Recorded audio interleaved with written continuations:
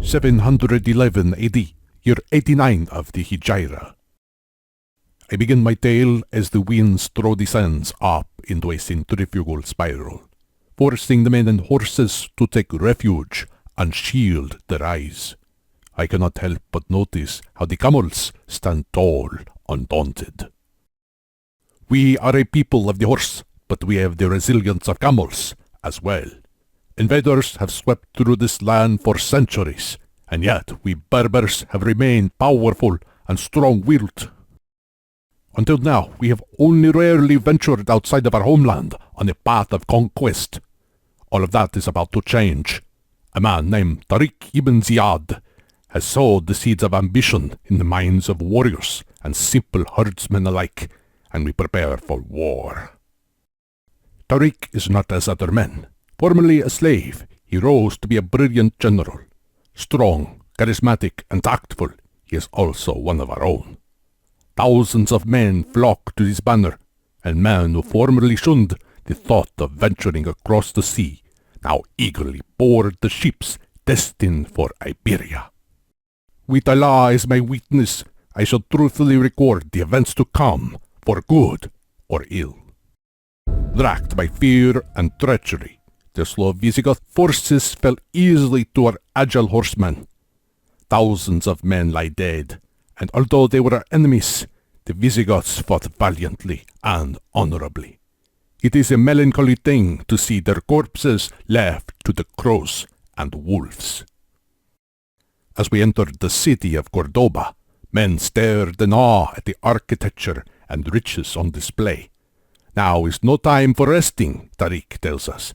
There is much left to be done.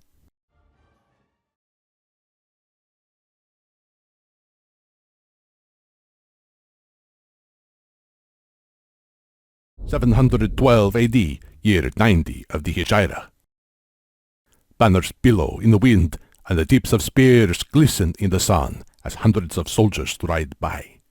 A horn sounds as the front of the column approaches a promontory overlooking a large, glorious city. We have reached Toledo, the center of the Visigoth kingdom. I can hardly believe my eyes at her beauty, a city worthy of a king. Tariq is determined that we capture Toledo quickly, before the neighboring cities have the chance to react. The Visigoth heartland will be difficult to subdue. Opposing us, in addition to Toledo, are the cities of Seville, Merida, Talavera, and Guadalajara. Many of these cities date back to a time when the Romans still ruled these lands. We are not alone, however. Tariq's former master, Musa ibn Nusayr, has landed in the south with a large army. If we can capture Toledo and hold out until Musa's soldiers arrive, we will crush the Visigoths with a two-pronged attack. The Visigoth cities did not fall easily. These people truly fight like lions. To breach the walls of Toledo, Tariq ordered the construction of two large armored rams with iron heads. These engines are indeed fearsome to behold. The gates of city after city crumbled before their might. A cloud of dust could be seen from miles away as Musa's army approached.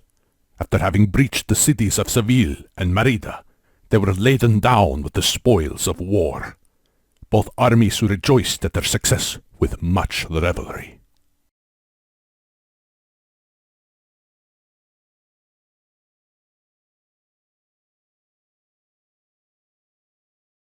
(713 AD), year 91 of the Hijra. The meeting between Tariq and Musa was strange to witness. The respect between the two is considerable, but there is an air of competition, of rivalry. They will not be robbed of their glory. Despite the order of the Caliph that Tariq and Musa return to Damascus, the two have begun to plan campaigns deeper into enemy territory.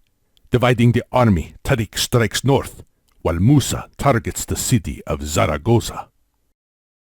A local Visigoth lord, Theodemir of Mercia, has pledged us his support.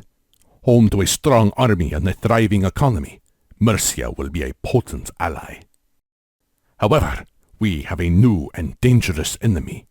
Peleo of Asturias, a Visigoth nobleman, has rallied what was a fractured resistance to a formidable adversary.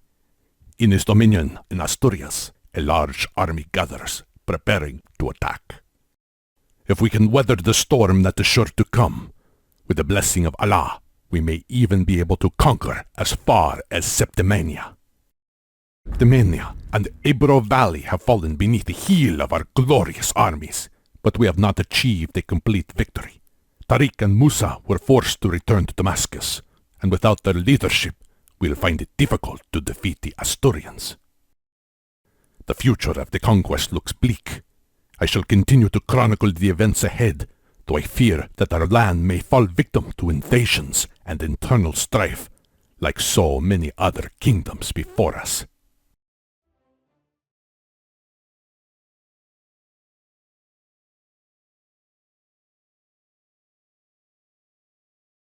(732 AD), year 110 of the Hijra. After many years, our people have finally found another glorious leader to follow. Seeking vengeance for the defeat of our armies at the hands of the Franks over 10 years before, Abd ar-Rahman al-Ghafiqi has rallied our armies for another campaign. Bred on the battlefield, al-Ghafiqi is no stranger to the ways of war. Having waged war on the Visigoths, Asturians, and Franks, his most recent exploit was the quelling of a rebellion by the Berber governor in Catalonia. If we are to invade the land of the Franks, we must make a dangerous crossing of the Pyrenees. To arrive at the other side in time to start our campaign in the spring, we'll be forced to start this journey in the dead of winter. The rugged terrain is difficult for armies to cross, and ambushes will almost certainly be frequent. Many men will not survive the journey. I grow old, but I will make this journey through the frigid mountains so that I might see another year of conquest. Truly, I have not endured such a trying journey in the entirety of my life. The cold and cruel winds were like nothing I have ever experienced, and the fear of enemy ambushes lurking behind every bend is enough to drive a man mad. Between the elements and enemy blades, many of our men perished on the crossing. Nevertheless, we arrived in considerable force on the other side. It is more than many hoped for. We have little time to rest and recover our strength. The Franks will not lie waiting forever.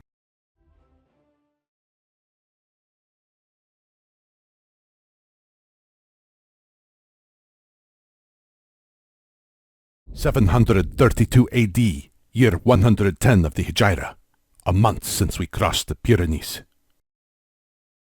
Our army advances into the heart of Aquitania, scouting the region as we move forward. Thick forests and open fields abound, and we made camp near a river crossing. The Frankish army is powerful, but their cavalry cannot match ours as long as we fight on an open field.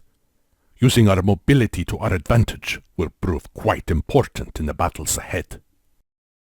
Al-Gafiki will risk no error. He has a score to settle with the Frankish Count Odo of Aquitaine, the warlord who smashed an Umayyad army at Toulouse 10 years prior. After such a long time, these two giants will finally meet again. The Frankish lands are divided. Their tendency to localism is no match for the organization of the Umayyad Caliphate. Capturing the city of Bordeaux will throw the region into chaos and allow us to pounce on the Frankish army as a cat would upon a mouse. This will be the great razzia, or raid, of our time. I can only pray that we are up to the challenge.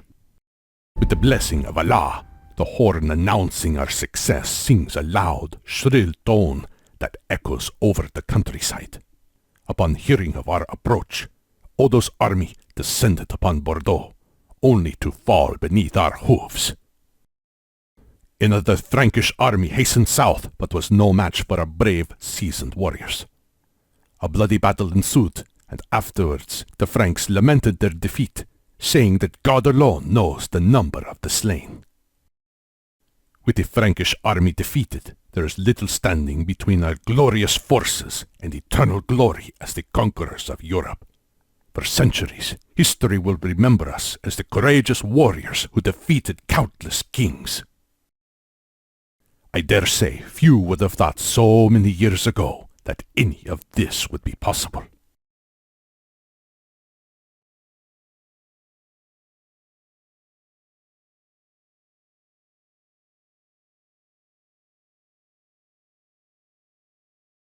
You asked me if I know the epic of Sundjata, the great founder of the Malian Empire. Ha ha ha! You were right not to seek out any ordinary jelly. What is a jelly, you ask? You must not be from around here. A jelly is a historian, musician, poet, and storyteller. I am Kuyate, jelly and historian of the royal family. Listen well, and I will tell you of this man, Sundjata. One day, a mysterious hunter arrived at the court of Nare Magan Konate, king of the Mandinkas. The hunter prophesied that an ugly woman would be brought into court to be presented as a bride. If the king accepted her, she would bear him a son who would one day become the greatest king the Mandinkas had ever seen. Years passed, and one day 2 hunters from the Do kingdom brought with them Sologon, an ugly woman, hunchbacked, with an offering of marriage. Konate remembered the prophecy and accepted. Sologon gave birth to a son, Sundjata. For the first several years of his life, Sundjata could not stand upright. Through secret and magical arts, a blacksmith made a sturdy iron rod so that the boy might prop himself up on it, but even that broke beneath him. Only when Sundjata found a branch from the sacred baobab tree did he finally take his first steps. Konate's first wife seethed with jealousy. However, she saw no reason for this feeble son of a second wife to take the throne. In spite of the prophecy, she wished her son, Tankaran, the eldest, to be the heir to the kingdom.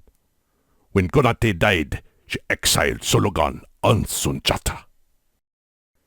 They fled from land to land, but each kingdom feared the wrath of the new King Tankaran and would not harbor them.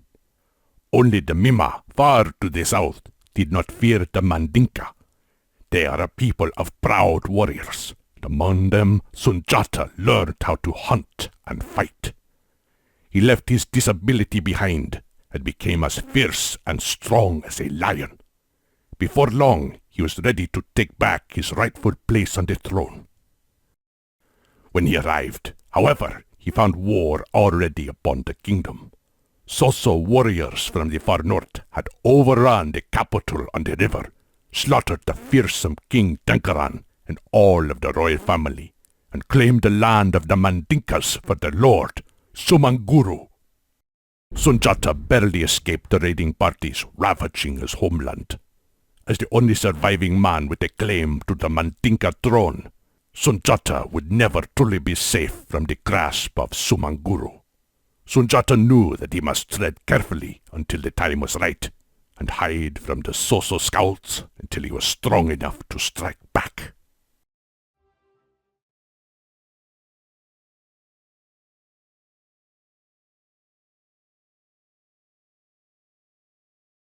Rumors describe Sumanguru as a cruel tyrant and a sorcerer in command of powerful spirits.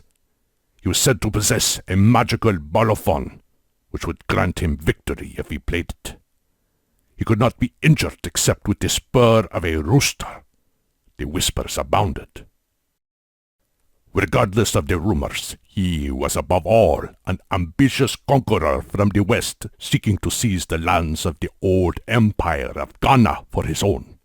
To this end, he moved his seat of power to Gumbi Saleh, once the capital and heart of that ancient kingdom. Sundjata knew that contesting such a man would be difficult. The Soso had allied with other tribes in the north, the Jolof, the Diafanu, and others like them who made great gains from Soso control of the Saharan tribe. With such powerful allies and even more powerful armies, no one dared to rise up against him. Sundjata had one advantage. He was still remembered as the crippled prince of the Mandinkas, still thought to be weaker than he really was. As long as this was to be believed, the Soso would dismiss him as inconsequential, and he could form his own alliances. To provide proof of his miraculous transformation from crippled boy to strong prince, he took up the baobab branch from his youth and began a journey. From people to people and kingdom to kingdom, he traveled to rally support, to prove he was strong enough to retake his lands from Sumanguru. Sangaran, Labe, Niger, Tabon, and Ouagadougou. One by one, the kingdoms of the south and east rallied to Sundjata. They were small, however, and Sumanguru had conquered 9 of similar size already. As successful as Sundjata had been, his coalition could not hope to defeat the Soso just yet. Sundjata needed a better plan.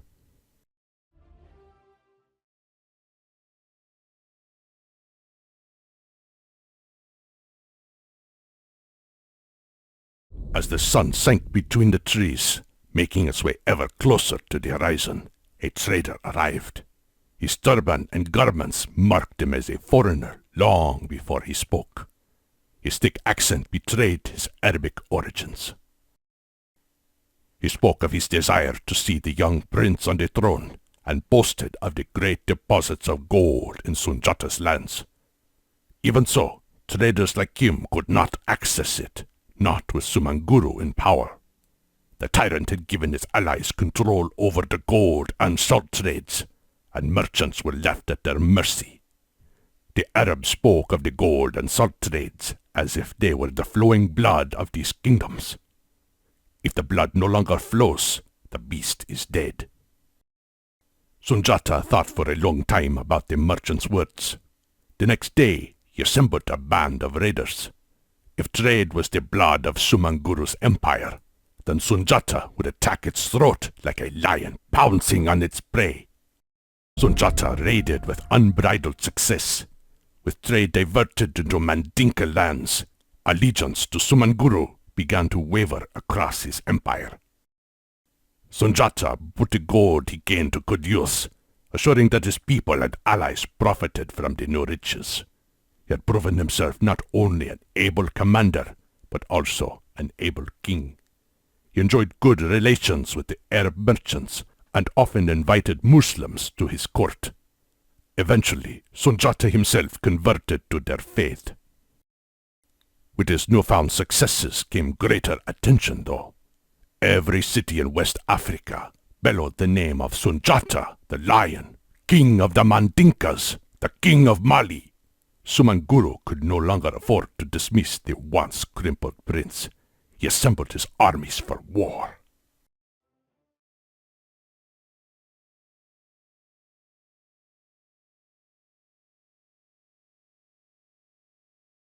A beast is most dangerous when cornered.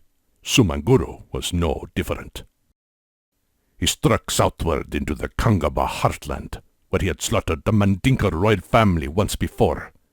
He was rumored to have brought his mystical balafon with him to summon victory, and jellies were already singing that the battle had been won by the sorcerer before it even began. Sundjata met him by the Niger River at a place called Girina. Loyal Soso and Jollof warriors stood tall, banging their shields and grinning at the soldiers of the Malian alliance. Horses and camels kicked up enough sand to shroud the sun at noon. Sumanguru himself took the field in the dusty twilight, and Sundjata faced him from across the hot expanse. As the armies prepared to charge, the music of a balafon began to flow through the air. The decisive moment was at hand, and all of West Africa awaited the victor. The armies crashed against each other. They buckled and wrenched, bristling serpents coiling and riding amidst the clamor of weapons and rumble of hooves. Many times the Malian soldiers faltered, but at the critical moment, Sundjata would ride across the lines to rally his men, inspiring them to push on and prevail. At long last, the Soso onslaught slowed, and the resolve began to fade. Sensing that the tide had turned, Sumanguru abandoned his men and fled into the mountains. At the sight of their leader in flight, the exhausted Soso lines collapsed. The ensuing celebrations lasted for days, with feasts of such bounty as were not seen before nor ever since. All the kings of the coalition gathered to proclaim Sundjata their Mansa, the king of kings. Mali had an empire, and Sundjata its emperor.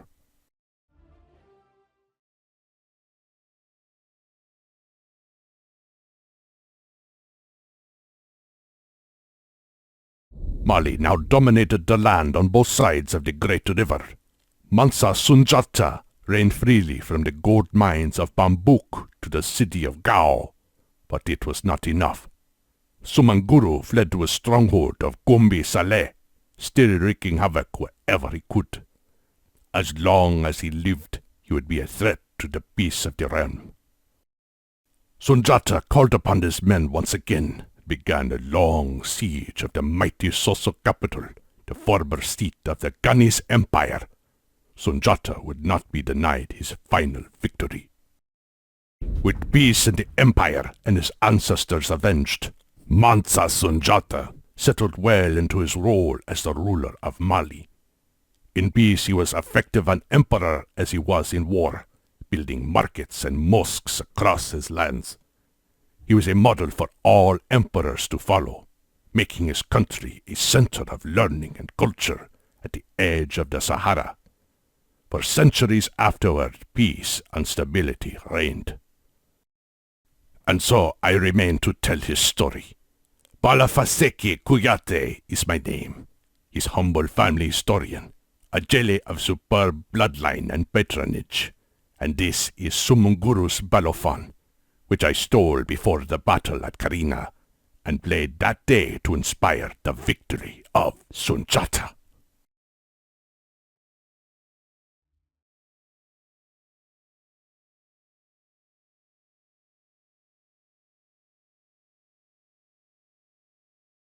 My captain is dead.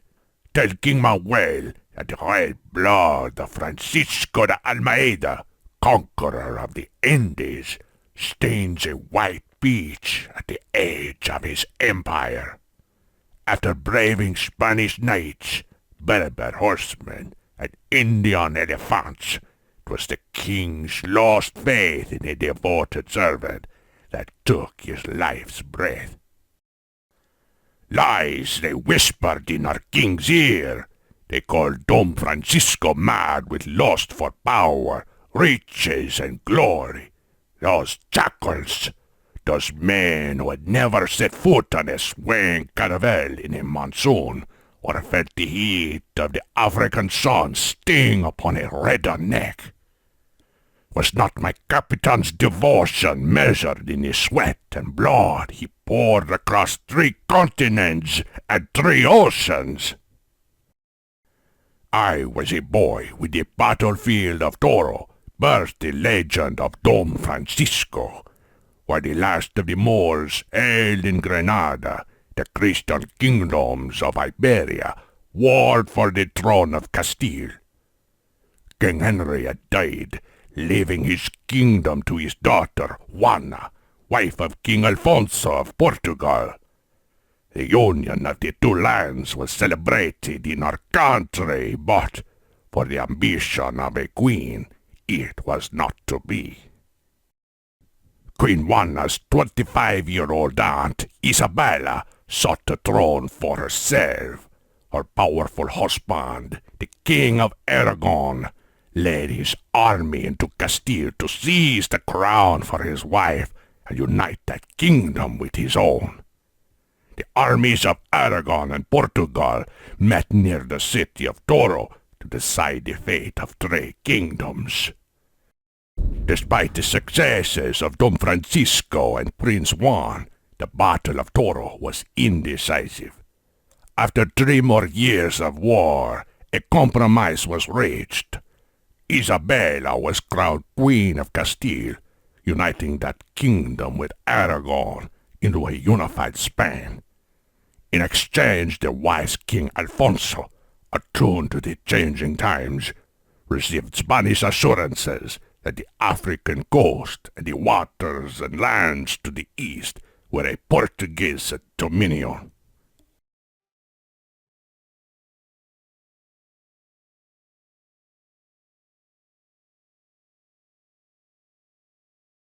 I began my journey with Don Francisco 2 decades ago in Morocco.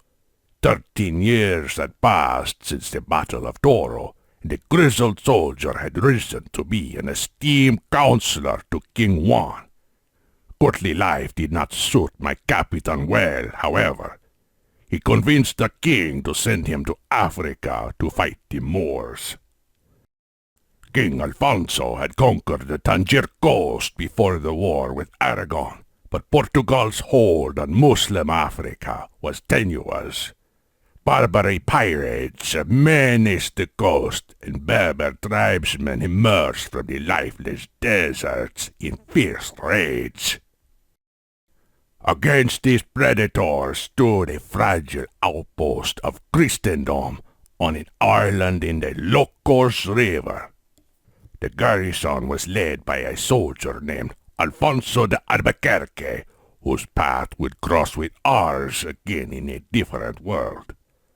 My Capitan set sail to take command of this garrison and re-establish Portugal's hold on Tangier. It would not be the last time that Don Francisco carried the flag of Portugal to the dangerous edges of the Christian world. While we fought the centuries-old war against the Moors in North Africa, other sons of Portugal were the pioneers of a new age.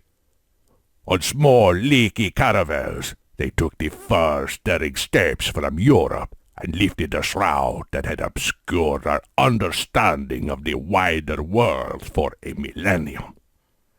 The world was vast, far vaster than we had ever imagined, but men like Bartholomew Diaz and Vasco da Gama reached distant shores and gave us the first glimmers of a coming global empire. The Turks and Moors might flash their scimitars over the Mediterranean, but they wore no armor on their backs. There in the Indian Ocean, an ancient trade flourished to the enrichment of the Muslim world.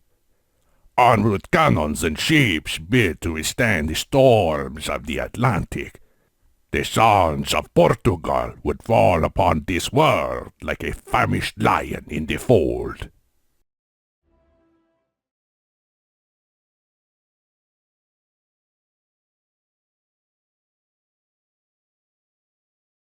It was 5 years ago that I went with Don Francisco to the Andes. His appointment to the Viceroyship of India by the young King Manuel had shocked the Portuguese court. Don Francisco was the champion of King Juan, the deceased cousin of the recently crowned king, and the Almeidas had favored a rival claimant to the Portuguese throne. The king's intentions were the topic of many hushed whispers.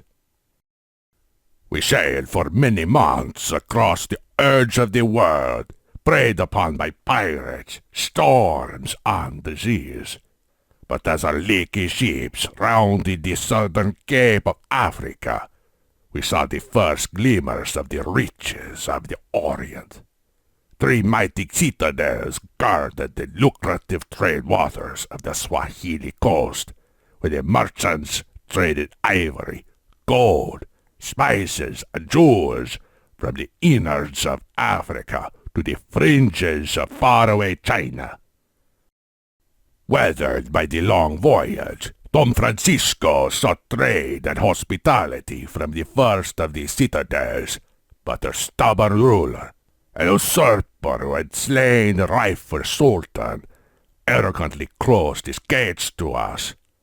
Finding an exiled African prince with ties to a rebel army, my captain cunningly hatched a plan to take the Swahili coast by fire and steel. Empires are built on the ruins of dead empires. The pile of burnt stone we left in Mombasa, once a palace, was the foundation for the new Empire of Portugal. Our conquest of the Swahili coast sent waves across the Indian Ocean to the wealthy trading cities of Zanzibar, Mogadishu, Calicut, and others. We were met with either fearful gifts or the closed gates of those with the foolishness to challenge our cannons. Few would continue to make that mistake.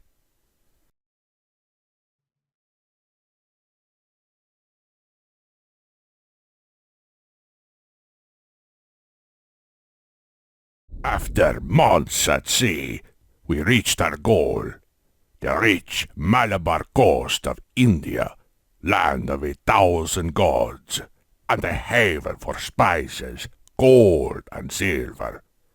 In the brackish lagoons of Kerala, among temples dedicated to strange serpent gods, we established our trading posts in the cities of Cananore and Cochin. From these cities, my captain and his son Lorenco cunningly manipulated the feuding rajas and sultans. They maneuvered through the politics of spice and faith, always with an eye for the most profitable outcome. One Hindu prince, however, defied us. This nameless ruler of Calicut, known only by the title the Zamorin, threatened to break the carefully crafted deals and rivalries from which Portugal profited. By sword and shrewd tongue, giving no credence to differences of religion or race, he gained allies in the Rajas, in the Sultans, and in rulers as far away as Egypt and Venice. Even our own allies among the Indians fell for his intrigue. The treacherous Kolathiri Raja, Prince of Cananore, betrayed us for the Zamorin's gold. Surrounded by enemies, it seemed the hands of fate had turned so quickly against us. Though the Zamorin limped away from Cananore bloodied, his resolve was untouched by our cannons. In driving men to war, gold can be more powerful than gold. For centuries, the wealth of the Indies had passed through the Indian Ocean, carried by Arab, Indian, and Somali merchants to the port cities of Arabia, Egypt, and Africa. From there, endless caravans carried wealth across the desert to Alexandria, then to Istanbul, Venice, and Genoa. By rounding Africa, Portuguese traders had upset the traditional balance of this world. With our forts in India, we cut the trade that had enriched the Muslim sultans and the Venetian doge alike. Don Francisco held a knife to the throat of our enemies, and as the lion fed, vultures and jackals appeared.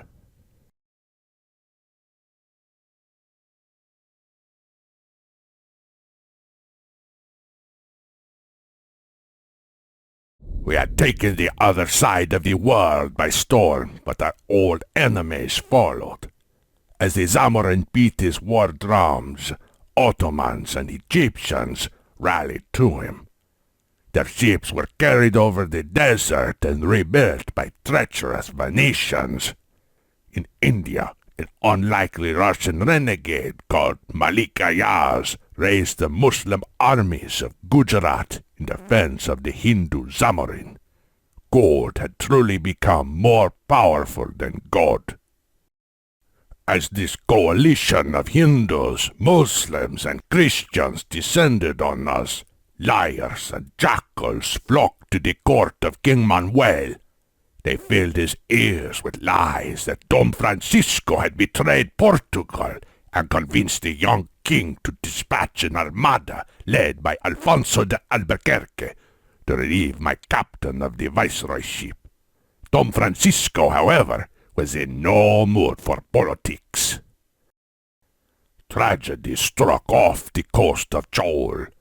In a heroic naval battle, my captain's beloved son Renko was slain by Amir Hussein, admiral of the Mamluk fleet of Egypt. Though he deeply loved his son, Don Francisco did not shed tears for his death. In repayment, my captain vowed to shed blood. With his son's death avenged, Don Francisco surrendered the viceroyship of India and wrote his final chapter. He would not return to his beloved Portugal. Landing in southern Africa to collect water, his party was ambushed by the Khoikhoi natives. We found his body on that forsaken white beach. In the 5 years since we departed Lisbon, we followed Don Francisco to the edge of the earth. We fought ebony-skinned warriors in the jungles and savannas of Africa, battled Mamluk sailors on the decks of galleys heaving in the monsoon waves, and struggled against armies of elephants and camels in the sprawling cities of India. Our caravels had taken us to the distant shores unknown to our ancestors, and awoken Europe to a world beyond our dreams.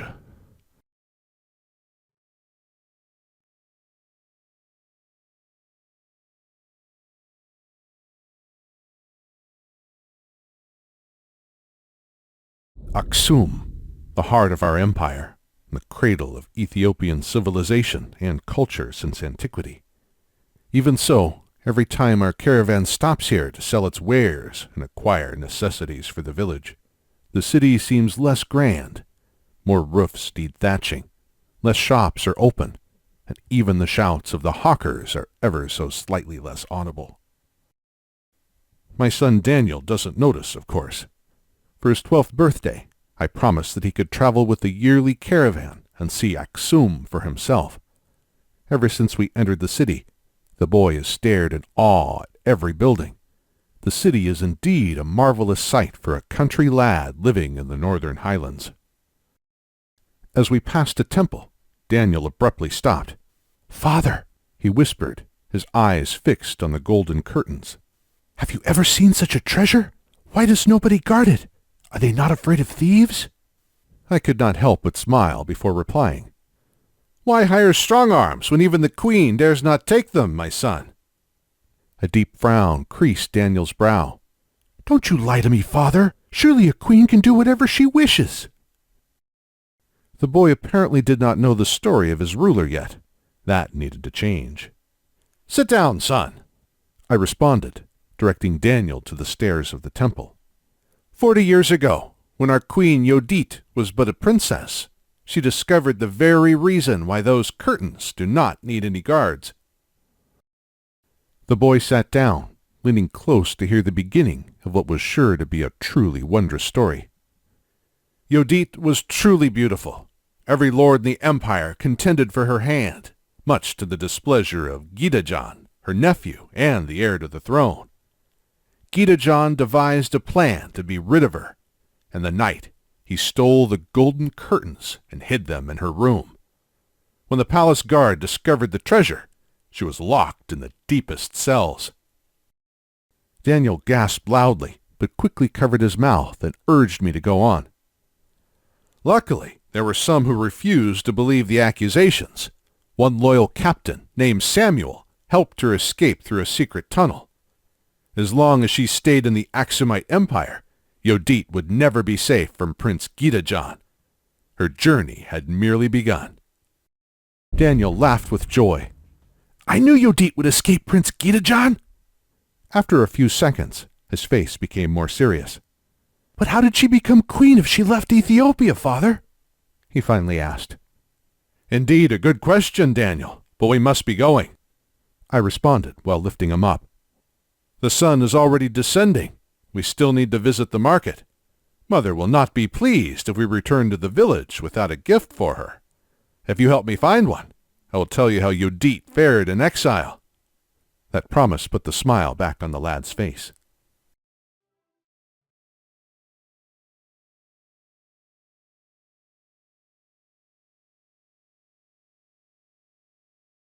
Despite the late hour, the market of Aksum was still crowded. Vendors shouted from several wooden stalls, describing their goods. Bolts of silk from the Far East, olibanum incense from Arabia, bracelets made from Egyptian glass, our own Ethiopian ivory. Products from all over the world have been exchanged in the city since ancient times.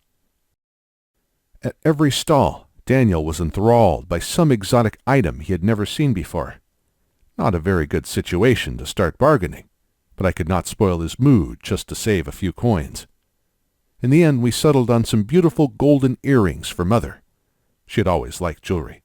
Father, Daniel asked me just after the purchase, you promised to tell me the story of Yodit's exile once we bought a present for Mother. So there we were, sitting on some low wall next to a shop. I was tired from browsing all of the stalls, but a man should keep his word, especially to his son.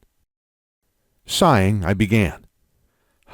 Yodit traveled north for many years, searching for someone who could help her seek revenge for the humiliation she had suffered at the hands of Gidajan.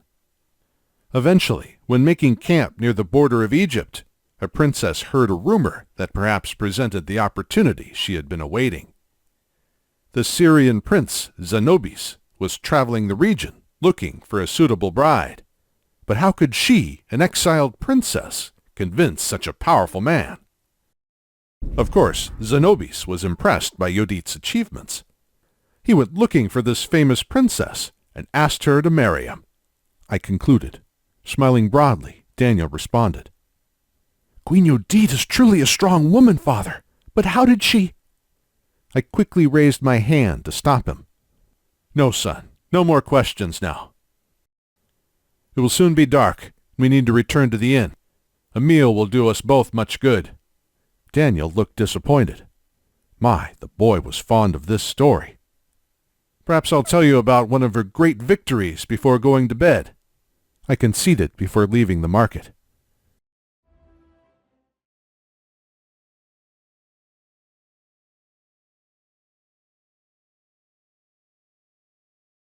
The trade mission in Aksum was quite successful.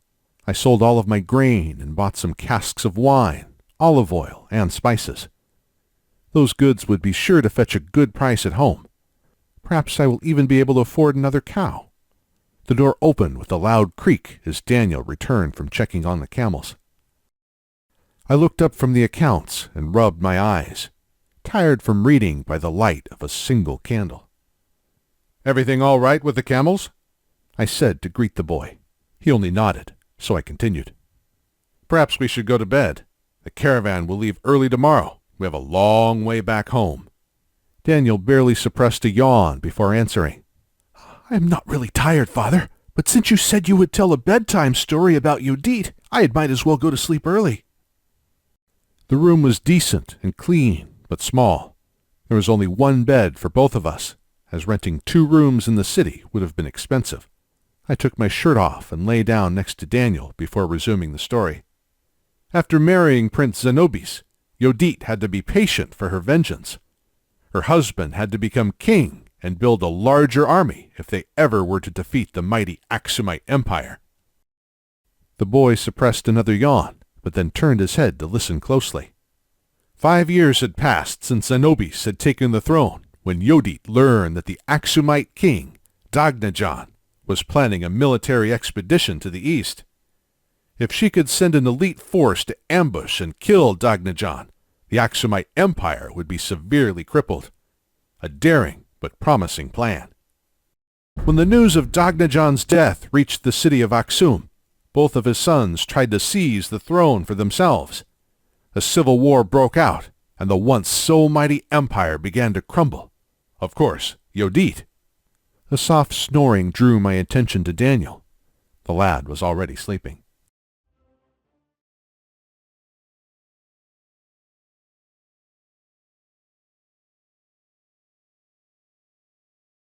Outside the northern gate, the camels groaned, irritated by the traders mounting the animals to begin the long journey back to the Ethiopian highlands.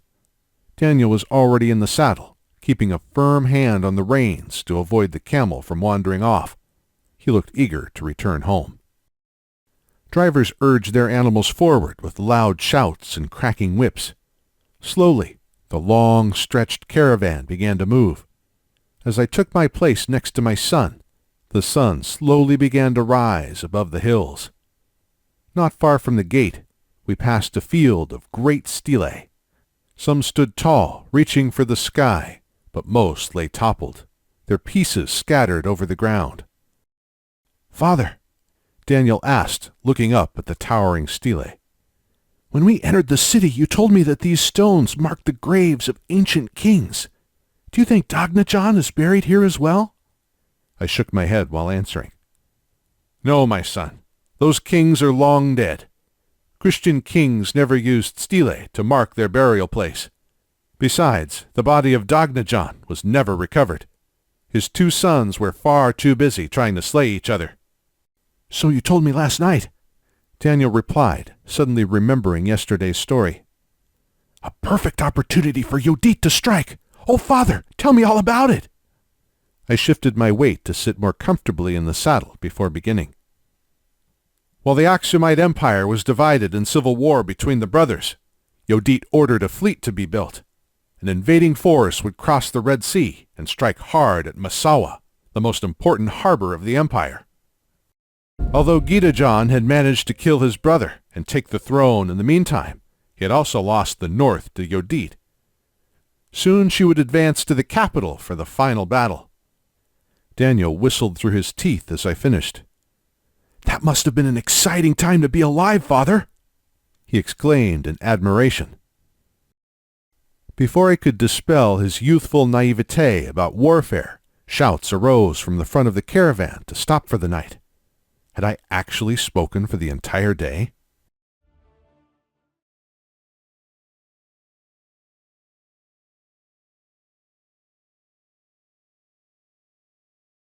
The caravan had stopped at the top of a hill after a long day of traveling.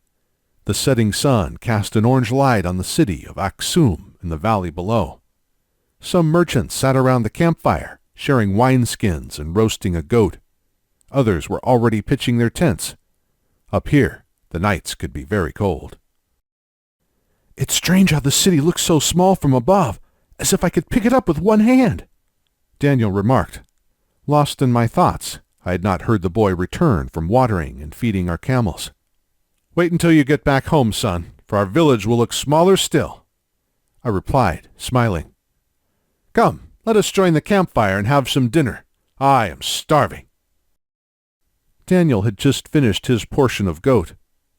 "Father, "Would you finally tell me how Yodit became queen of Aksum?" he requested. Wiping some grease from my chin, I began to protest.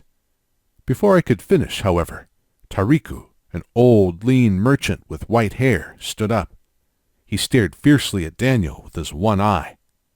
"So, you want to hear about our good queen, lad?" he asked in his leathery voice. All of the men around the fire were silent, and Daniel shifted nervously beside me. I gave his hand a squeeze to comfort him. Tariq fought against Yodit's troops in Aksum, I whispered to my son. Daniel could only nod to the one-eyed man. 30 years ago, Tariq began solemnly, I was patrolling the northern hills of Aksum when suddenly I saw a sea of banners in the distance. The sun reflected upon rows of armored men. Yodit had finally arrived to destroy the cradle of Ethiopian civilization. I shivered, for her fury was legendary. I saw how Gideon finally fell, his body covered with blood. He was wrong to kill his brother, yes, but he was the rightful heir to the throne. Tariq was almost shouting, his body shaking with anger. After some silence, he continued in a soft voice. I tried to defend my homeland from disaster and lost my eye for it. A small price for such an honor. Now you remember this well, boy, he implored, looking directly at Daniel. Yodit's rise to the throne was not some glorious adventure. It was a bloody mess. The old man leaned back, sighing. Glancing at my son, I noticed that he suddenly seemed older than he had this morning. Nobody dared to whisper another word.